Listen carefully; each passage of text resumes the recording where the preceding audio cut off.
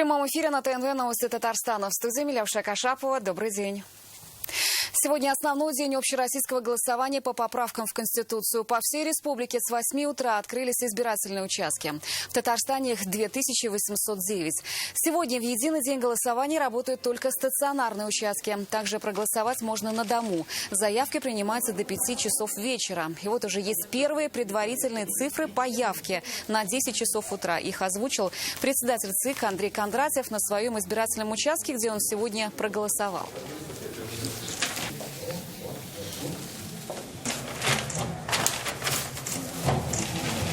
На 10 часов у нас явка составляет 2 миллиона 107 тысяч 684 избирателя, что составляет 71,58%.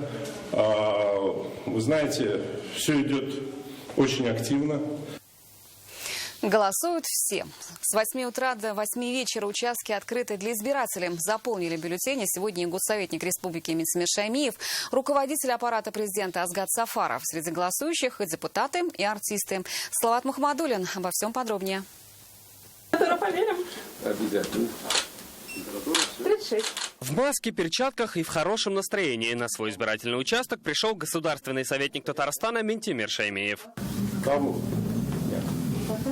Стоять, да?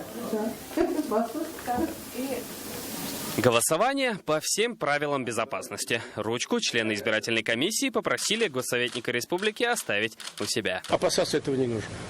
Это только придает внутреннее чувство сплоченности и понимания, и она вызывает будет такие подходы к верховной власти в стране. На этом же участке номер 1749 сегодня проголосовал и руководитель аппарата президента Азгат Сафаров. Среди тех, кто сделал свой выбор в единый день голосования, и сенатор Олег Морозов. Представитель республики в Совете Федерации был активным участником развернувшихся дебатов по внесению поправок в Конституцию. Сегодня в Москве сенатор прокомментировал свой выбор нашему корреспонденту. Ощущение участия в очень крупном, большом, важном событии. И не прийти было просто нельзя. Нужно было обязательно прийти и проголосовать. Тоже быстро и без колебаний проголосовал и депутат Государственной Думы Ильдар Гельмуддинов. В Альметьевске опустил заполненный бюллетень в урну гендиректор Татнефти Наиль Маганов. Мы граждане Российской Федерации. Мы имеем отношение к нашей жизни, нашей страны. Все в наших руках. Супер. Заполнил бюллетень и выразил свое мнение на избирательном участке Салават Фатхуддинов. Народный артист республики пришел проголосовать вместе с супругой. Мы должны ходить на выборы. Как выбирать, это его личное дело. Мы выбирать мы должны. Так сегодня к полудню проголосовали политики и звезды эстрады. Избирательные участки остаются открытыми до 8 вечера. Салават Мухаммадуллин, Дина Газалиева, Александр Ярошов, Вадим Илларионов, ТНВ, Казань, Альметьевск, Москва. О том, как в Татарстане соблюдаются права каждого гражданина, рассказали журналистам в информационном центре. К примеру, специально для слепых было изготовлено около 3000 трафаретов шрифтом Брайля. За весь период волеизъявления на телефон уполномоченного по правам человека в республике поступило 150 звонков. Фактов нарушений нет. Подробнее обо всем нам сможет рассказать Зарина Ахметова. Она продолжает работать в информационном центре и следить за последними новостями. Зарина, добрый день. Я передаю слово тебе. Значит, насколько я понимаю, ее активно поддерживала. Миляуша, еще раз добрый день. Мы продолжаем работать в информационном центре. Хочу сказать, что информации очень много, поэтому и прямо сейчас у нас идет очередная пресс-конференция. Я говорю немножко шепотом. Все мои коллеги также продолжают работать. И ранее выступил мэр Челнов Наиль Магдиев. Он рассказал, что большая часть жителей Автограда уже проголосовала. Всего в городе работает 173 избирательных участка. Нарушений выявлено не было. Не было и жалоб касательно нарушений прав граждан. Об этом нам рассказал уполномоченный по правам человека в республике. Сырья Сабурская отметил, что на протяжении всех дней голосования работал телефон горячей линии. Всего поступило 150 звонков. Также он отметил, что проголосовать можно было и на закрытых избирательных участках. Это СИЗО, психиатрические больницы и дома престарелых. Как там проходил процесс? Давайте послушаем. У нас, значит, сегодня также есть организации, где психиатрическая больница специализированного типа с интенсивным наблюдением 666 человек, где граждане также могут явить свое волеизлияние по процессе сегодняшних выборов. Не голосовали за перспективу. Ну а прямо сейчас выступает политолог Марат Баширов. Он предположил, что явка в республике составит примерно 82-83%. Но в любом случае мы дождемся официальных данных. Далее здесь появится председатель Общественной палаты Зилия Валеева, который расскажет о том, как работают наблюдатели. Но об этом уже расскажет мой коллега Салават Мухаммадуллин чуть позже. А на этот час у меня все. Милявша, я передаю слово тебе. Да, спасибо, Зарина. Я напомню, весь день мы работаем в пресс-центре Центра избиркома республики. Свой выбор сегодня делают и те, кто находится на передовой борьбы с коронавирусом. Многие медики сегодня голосовали по месту жительства, либо там, где им удобнее, получив открепительное удостоверение. В целом, на РКБ 2 избирательных участка в общежитии могут голосовать врачи и те, кто прикреплен к этому участку. Для пациентов же голосование идет в закрытой зоне самой больницы. Сегодня здесь проголосовали уже 361 человек. Кроме того, для тяжело больных пациентов работает мобильная группа членов комиссии. Голосуют здесь и пациенты с коронавирусом. Для них создали красную зону. Пакеты с бюллетенями передают с соблюдением всех санитарных мер. Нет, больше сюда дойти.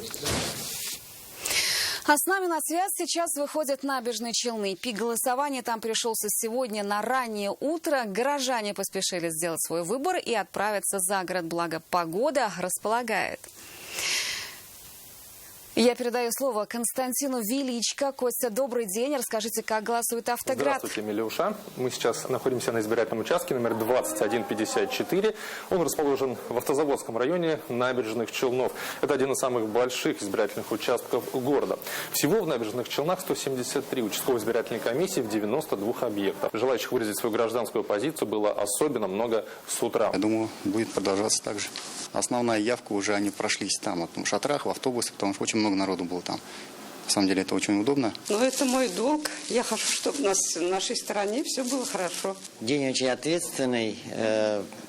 Это будущее наше, наших детей. Видите, с каким настроением идем? С каким? Замечательным. Челнинцы продолжают делать свой выбор. Голосование продлится до 20:00. На этом у нас пока все. Коллеги. Спасибо. Я напомню, с нами на прямой связи были Набережные Челны. А и голоса на разных языках на голосование сегодня пошли в знаменитых в республике селах Алешкин и Татарский Саплык. Эти села Дрожжиновского района известны тем, что здесь люди разных национальностей живут одной большой семьей. Подтверждение тому их мост дружбы, который 4 года назад соединил деревни. Вот и на голосование сегодня они идут по мосту дружбы, и это очень символично. В руках гармонь, в глазах огонь. Так, ранним утром Николай Кудряшов идет на голосование. Оно для него всегда праздник. Идет гармонист по тому самому мосту дружбы, который 4 года назад соединил их села Татарский и Алешкин Саплык. Теперь до соседей рукой подать.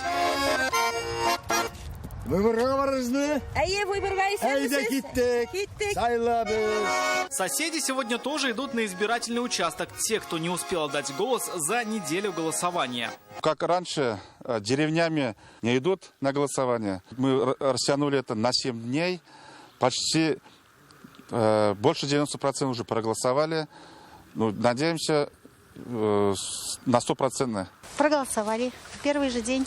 Что хорошо жилось. Те же, кто уже сходил на волеизъявление, сегодня на общем субботнике. Косят, метут, убирают, как и каждые выходные. За свое село держимся как одна семья. И татары, и чуваши, и русские. По сути, единственное, что разделяет эти два села, это вот этот вот водоем. В остальном у них все общее. Общая культура, общие традиции, общие семьи и даже песни.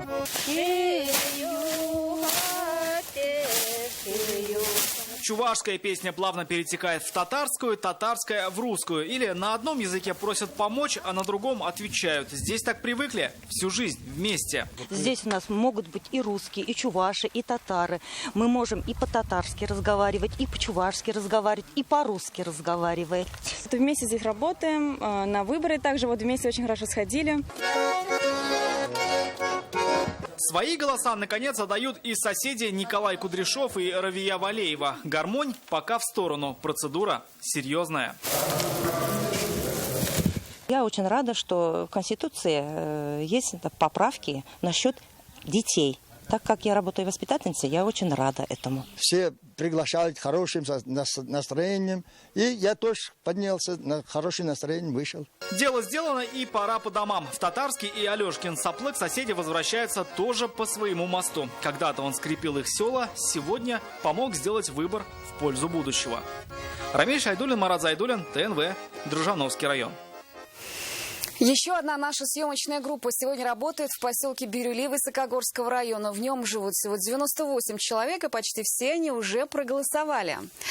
Впрочем, наших корреспондентов удивила не только активность избирателей, но и само село с потрясающими общественными пространствами, которым и городские позавидуют. Сергей, Айгуль, добрый день, вам слово. Да, здравствуй, Милюша, здравствуйте, коллеги. Действительно, прямо сейчас я нахожусь возле избирательного участка номер 1299, что находится в селе Бирюли. Знаете, приехав сюда, мы сразу поняли то, что для местных жителей день голосования – это самый настоящий праздник, потому что приходят они на избирательный участок с раннего утра, делают это целыми семьями, все в отличном настроении, делятся эмоциями, какими-то историями, ну и заодно, конечно же, так сказать, проявляют свою волеизъявление. Они голосуют. Всего в этом селе проживает 98 человек. Проголосовало большинство из всех жителей. Почему они так ответственно подходят к дню голосования, мы спросили у них. Давайте послушаем.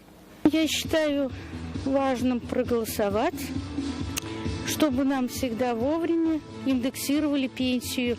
Потому что поправки в эту Конституцию обеспечивают будущее нашей страны России. Она становится более надежной. Да, ну что ж, как я уже говорил, прямо сейчас мы находимся возле избирательного участка, рядом с которым, проголосовав, люди могут отдохнуть вот в этом новеньком отреставрированном парке. Уже инфраструктуру мы видим, вовсю проверяет на себе Айгуль Батрудинова. Айгуль! Халярыгыз ничек, Айгуль? Сергей! Мында былай күңелле буласын белсәм, мин туфли белән түгел, кроссовки белән килгән булыр инде, тотып тора әле. Хөрмәтле тамашачылар. Я поехал. Бар, ерак китмә. Әлеге парк белән таныштырасым килә. Әлеге парк 2018 елда республиканың парк һәм скверларын төзекләндерү программасы буенча яңартылган һәм бу бөрелеләрнең рәхәтләнеп ял итә торган урыны. Былай да матур, ну хәзер еще да матуррак. Дөньялар тыныч булсын, барыбыз яхшы яшәйек. Сергей, әйдә инде вакыт бара. Әлеге самокаттан төшереп булмый, без аны бер кичкенә генә нәни генә кыздан шелдергән идек. Поберегись! Оп! Слушай, круто очень, а? Знаешь, мне так здесь нравится, я готов здесь остаться жить, мне кажется. Эх, если бы не наша работа, Айгуль. Һавасы гына ни тора. Ну что ж, мы будем знакомить вас с сельской жизнью и дальше будем делать это в прямом эфире на ТНВ, поэтому не пропустите в следующих выпусках новостей. Коллеги, вам слово. Спасибо, Сережа и Айгуль, за хорошее настроение. Как идет голосование на участках, что говорят эксперты и наблюдатели, и жизнь деревни глазами наших корреспондентов. Обо всем этом в нашем спецвыпуске в 16:00. Следите за событиями, оставайтесь на канале ТНВ.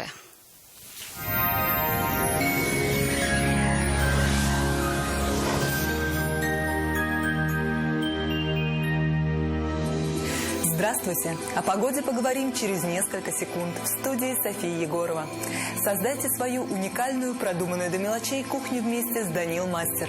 3D-проект кухни, доставка и установка в подарок. Звоните 2-167-166. Казань, Восстание 23. Данил Мастер ценит каждого клиента. Полгода ипотеки за счет застройщика. Квартиры Акбарсдом.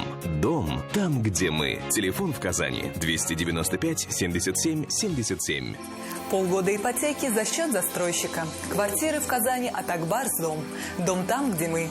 Подробности по телефону в Казани 295 4 семерки и на сайте akbars-dom.ru.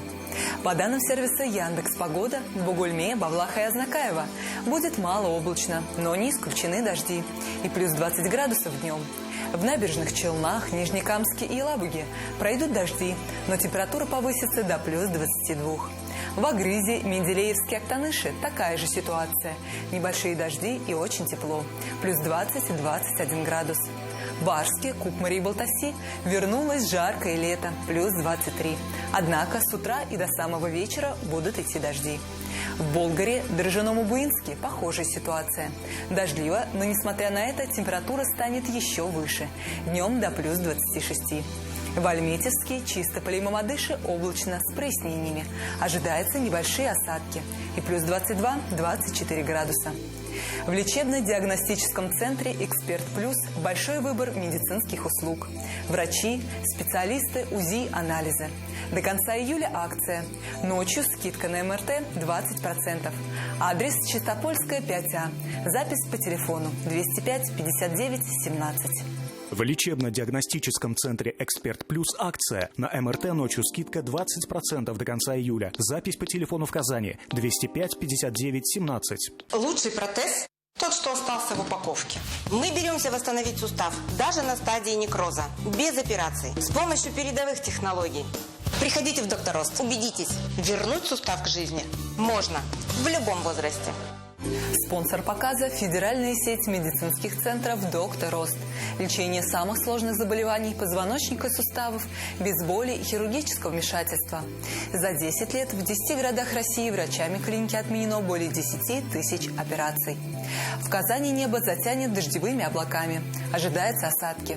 Ночью около 16 тепла, а днем потеплеет до плюс 26. Ветер юго-западный, умеренный до сильного. Атмосферное давление 753 миллиметра ртутного столба. Влажность воздуха 64%. Магнитное поле Земли спокойное. Большой выбор садовых цветов в ДК «Химиков».